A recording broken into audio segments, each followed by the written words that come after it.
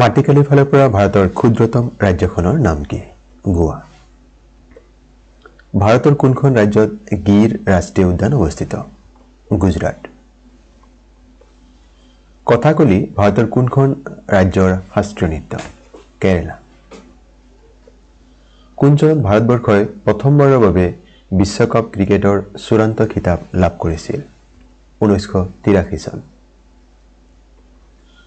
ভাৰতৰ ৰাষ্ট্ৰপতিয়ে ৰাজ্যসভালৈ কিমানজন সদস্য মনোনীত কৰিব পাৰে? 12 জন। সাহিত্যৰ ক্ষেত্ৰত ভাৰতৰ সৰ্বোচ্চ বঁটাৰ নাম কি? জ্ঞানপীঠ বঁটা।